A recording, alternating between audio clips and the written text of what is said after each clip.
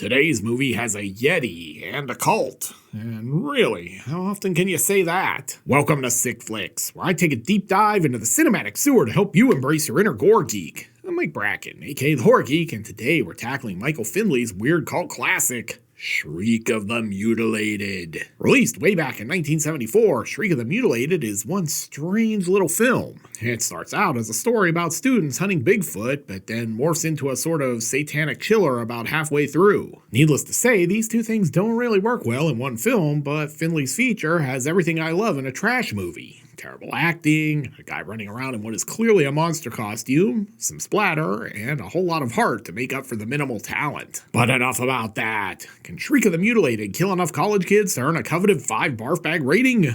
Let's get to the gore and find out. Today's video is sponsored by our friends at Helix Sleep. The Helix Sleep Black Friday sale is live, so it's the perfect time to upgrade your mattress. For a limited time, you can get 25% off your order plus 2 free pillows. And if you choose a Luxe or Elite mattress, you also receive a free bedding bundle. Head to helixsleep.com/horrorgeek to learn more. I've had my Helix mattress for over a year now, and it's made a real difference in my sleep. I've always been a back sleeper who likes a firm feel, and Helix matched me with their Twilight Luxe model through their sleep quiz. This quiz helps pair you with a mattress based on your body type and sleep style. And if you're sharing a bed, you can take it with a partner to find a mattress that suits you both. Switching to Helix has been a game changer for my sleep quality. Over the months, I've noticed how much more rested I feel, and my Twilight Luxe has held up incredibly well. The mattress provides perfect support, while the Glaciotex cooling cover keeps me comfortable throughout the night. This cover is great for hot sleepers, and it keeps me cool even during the summer in Florida. Helix Sleep offers 20 unique mattresses, including the Luxe and Elite collections, the Helix Plus for big and tall sleepers, and the Helix Kids mattress, which is specially designed for growing bodies and has medical endorsements. And unlike many other brands, Helix mattresses are fiberglass free, so you can sleep easy without worrying about harmful materials. Helix even owns its own fiberglass free manufacturing facility, so your mattress is crafted with safety in mind. You know what makes Helix even more convenient? The delivery. My mattress arrived compressed in a box right to my door with free shipping in the US. Setting this thing up was a breeze. Just unbox, unroll, and it's ready to go. And if you're unsure about buying online, Helix offers a 100-night sleep trial, so you have over 3 months to decide if it's the right fit. They also back every mattress with a 10-year warranty and offer financing options and flexible payment plans. I love my Helix mattress, and I think you will too. Their Black Friday sale is a fantastic opportunity to invest in better sleep. Don't miss out. Visit helixsleep.com/horrorgeek to get 25% off, 2 free pillows, and a free bedding bundle with any Luxe or Elite mattress order. Thanks again to our friends at Helix for sponsoring today's video. And now, let's get bloody. We fade in on this production logo. American Films, USA, USA, and straight to the title card. Shriek of the Mutilated, the John Wayne Bobbitt story. Okay, that's the strangest spelling of Tom ever. Just sound it out, kids. Like, somehow they actually took a simple 3-letter name and made it longer. Darcy Brown. Just read that as Clancy Brown for a second and thought, no way this Yeti can defeat the Kurgan. Guys, could you make the font any smaller? Were you paying for the credits by screen? Photographed by the exploitation cinema legend, Roberta Findlay. Wait, there's a song called Love Shriek and Shriek of the Mutilated? Is this gonna be some Sasquatch erotica? I mean, I'm not complaining if it is. Sexy Yeti. See, that Love Shriek thing might actually pan out. Directed by Mike Finley. Mike was the guy who gave us the controversial classic Snuff and Husband to Roberta. The couple divorced in 1974, with Roberta citing her husband's psychological problems as the issue. Michael died in a truly horrible way in 1977 when a helicopter he was boarding fell on its side with the rotors running. Finley was slashed to death while trying to get on the chopper. Hey, that's not a Yeti, that's just Captain Lou Albano.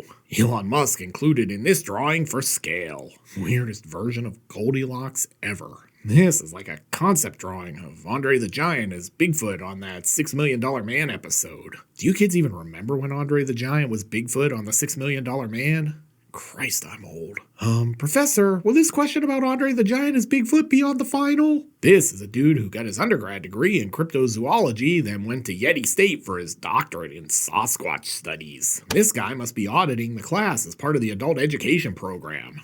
No way that's a college kid. Dude, is he wearing a reindeer vest? Probably a deerskin vest, honestly. Jesus, she could burn ants from orbit with those glasses. Oh, before I dismiss you, let me give you your homework assignment. Aww. Woohoo, spring break. Just gonna spend the weekend reading really fine print with my giant glasses. And now it's time for another great moment in horror film acting. Keith, are we still going tonight? Hey, I'm sorry, but the old man pressed me into dinner. You don't mind going alone, do you? Oh, Keith. Well, where are you going? Yeah, perfect. No notes. So, who's ready to go back to my dorm, do a J, and listen to Dark Side of the Moon? House establishing shot. Yeah, this shit is poppin'. Sorry, that joke was pretty corny. What the hell is up with this music? Hey, no J and B. That's a party foul. Wait, if I start Dark Side of the Moon and Wizard of Oz at the same time they line up? Far out. Anyway, this dude's sampling some meat. Hell yeah. No, not like that, you pervs. I mean this delicious party platter of cold cuts. Holy shit, that's the fanciest glory hole art ever. By God, we got this popcorn machine and we're gonna get it as much screen time as possible. Party must be at Prince's place, judging by this purple hallway. And John Wayne Gacy has arrived at the party. Damn it, honey, I told you I should have come as Pogo the Clown. Now it's time for some exposition. His name is Spencer St. Clair.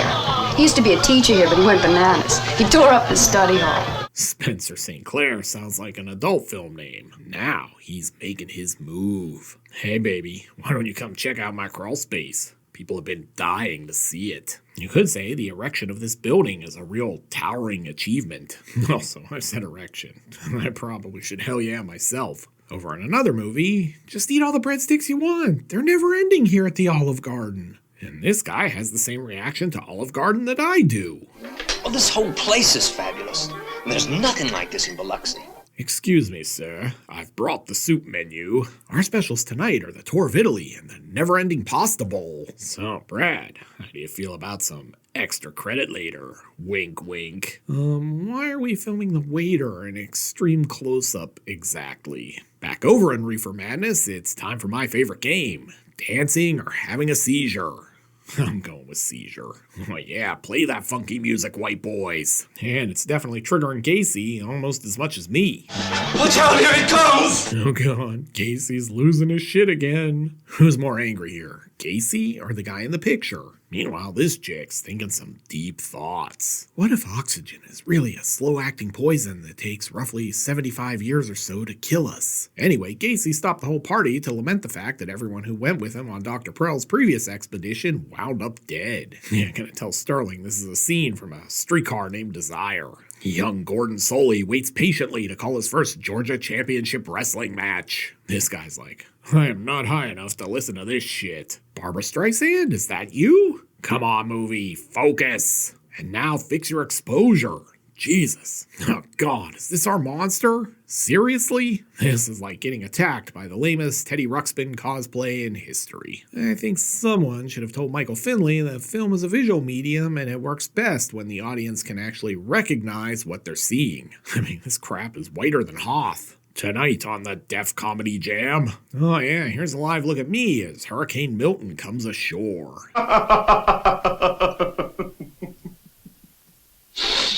And in movie 1B, Professor, this pasta fajoule is incredible. I can really have as much as I want? And the professor is still low-key hitting on him. I anticipate great things from you. I bet you do. House establishing shot. Well, I think that went splendidly. Got blasted, made an ass of myself, and everyone left the party. Mission accomplished. Alright, where's my J and B? I'm not drunk enough yet. What's with the suspenseful music? Is there like a cobra in the cabinet or something? Damn it, I guess I have to drink the emergency cooking sherry. But his special lady isn't a fan and offers him a fistful of pimp hand. Well, that escalated quickly. Yeah, I've been here. But his lady friend is still alive. I think she's about to propose some toast. And this is my reaction every time I step on a Lego. Yeah, glad we wasted a lot of time with a subplot that went absolutely nowhere. Nice work, movie. Back in movie 1B, the professor and his star pupil are heading out. How much further is it to Boot Island?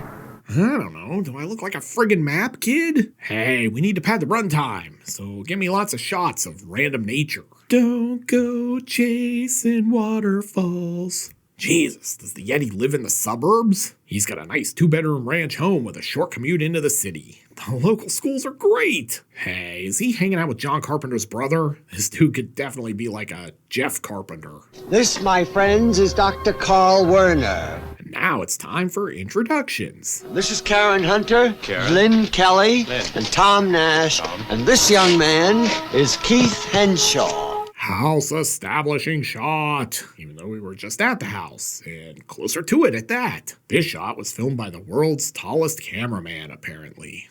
And there's trouble in paradise between these lovebirds. Are you still mad at me? You didn't say 2 words to me the whole ride up. I think she's just giving you the cold shoulder because you're hunting the abominable snowman. God, why are you so needy, Keith? Oh shit, lock up your daughters. We got a dude with an acoustic guitar. And here's some more exposition. Oh, Prell's got a thing about snowmen.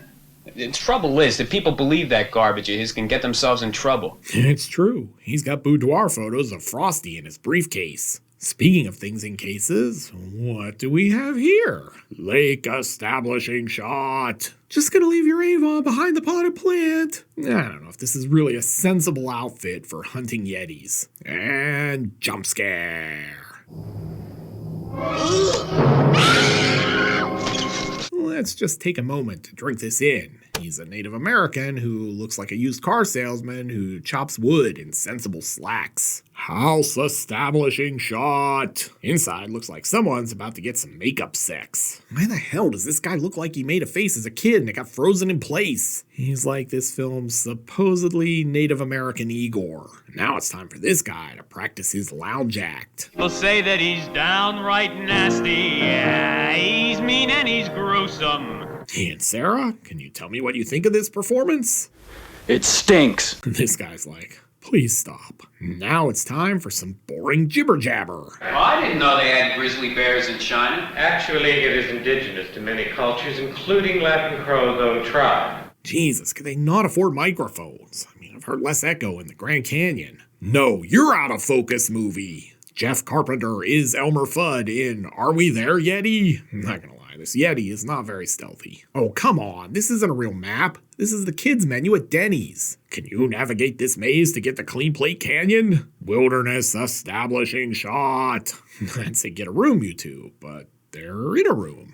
God, she even sleeps with these magnifying glasses on. Probably so she can see her dreams better. And it looks like these guys are headed off the beaten path.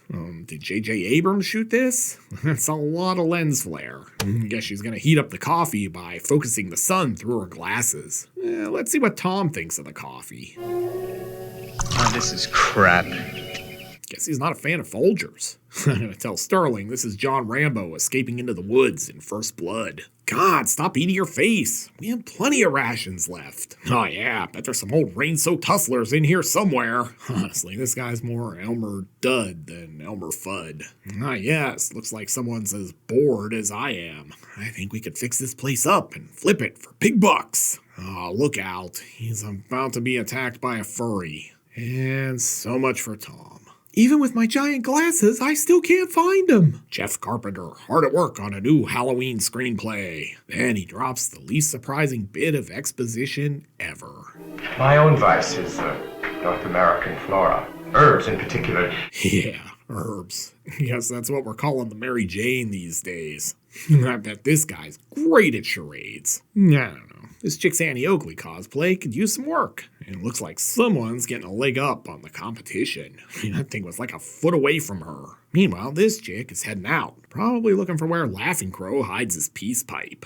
Maybe she already found it. I mean, she's sweeping the yard, and that's some shit I'd do when I was high. And in the most horrifying moment in this entire movie, she just realized the grow house is empty. Then she flees and gets trapped by this rock.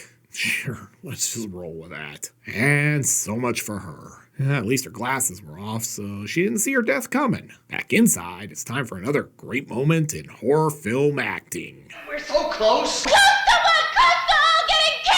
Donald Pleasance just called and told her to tone it down. And the professor gives her a pimp hand to settle her down. But Jeff Carpenter's like, this just got interesting. Down 2 students, they're gonna set a trap for the Yeti. I've heard of tie a ribbon around the old oak tree, but never a chain. Oh god, they're using Tom meat as bait. And since the trap is set, I guess these two have time to make out again. Then she says exactly what I'm thinking. I don't like these people. I'm with you on that, but I don't like you either. And Dr. Browl is back. Get this man booze, stat. She's like, okay, Grandpa, let's get you to bed. This is like one of those Airbnb creeper cams, right? The bad news is Lynn is dead. The good news is that means now Karen gets the whole bed to herself. They keep calling this thing a greenhouse. Guess it's because the White House was already taken. Just gonna check in on my stash. God, now they're using Tommy as fertilizer. Dude was more useful in death than he was in life in this movie. I don't even know what's going on here. Is Laughing Crow about to chloroform me? Anyway, Karen is insisting she saw Tom's body in the greenhouse, but the guys are totally gaslighting her. Karen, you haven't left this house the entire night. And she really is the worst actress ever. I must be going crazy! I didn't dream it. I didn't! I'll show you! I see the Yeti has ordered Uber Eats. Never too early to start hanging the Christmas lights. Oh yeah, booby trapping the place just like Predator. Gonna get him with the old electrified doorbell. Classic. It's very light out here in the woods in the middle of night. It's the shooter on the grassy knoll. Lights, camera, action. Hey, how did I get roped into this? But the Yeti has outsmarted them. Oh, sweet. It's suddenly blue filter mid-afternoon. Say it with me, kids. Continuity is hard. But hold up. They've been hoodwinked. So someone's piping in the sound, basically. Is this Yeti even real? And down goes Keith. Wait, are they killing Keith? I'm so confused right now. Oh, never mind. But at least Laughing Crow has dinner ready. Looks like head cheese. Must be a graduate from the Blood Feast School of Cooking. How is she back in bed? This movie has basically just given up. But to try to get it back on track, here's some exposition. We pulled practically every trick out of the bag. Maybe we should just kill her like the rest and be done with it. But before they can decide, here comes Keith. Say hello to my little friend. Too bad he's shooting blanks. Hell yeah. No, not like that. I mean, the bullets aren't real. Now it looks like Keith's getting boned. Hell yeah. No, by this actual bone. This is the second time someone's hit him from behind in like the last 5 minutes. Dude, situational awareness sucks. But you know what they say, turnabout is fair play. Wait, is he gonna take off and leave his girlfriend? Our hero, ladies and gentlemen. But here come the dinner guests. Or maybe it's a funeral. And before someone chastises me in the comments, yes, they do use the same classical piece Kubrick used to open The Shining. Oh, come on. How did he get this thing stuck? Wait, Keith, the house with your girlfriend is the other way. Come back. And still running. This is very literal padding of the running time. Oh man, I had the weirdest dream that I was in some shitty movie called Shriek of the Mutilated. Aw, damn it, it wasn't a dream. This guy can really spring in that costume. Hi, do you happen to have any Grey Poo pollen? Oh, look, it's her friend. She looks dead tired. I really need to get to the restroom. Tom's running right through me. Janet Leigh, are you in there? They don't have any towels in here, but there's a dead Laughing Crow. Also, how did he die? He's faking it, right? Oh yeah, totally faking it. I love that the entire range of Karen's acting is basically screaming her lines and feeling her hair. Okay, I got nothing. Let's just take this in, shall we? But here comes the swerve. It's just a guy in a costume. Jeff Carpenter is our Yeti. And Keith is still running.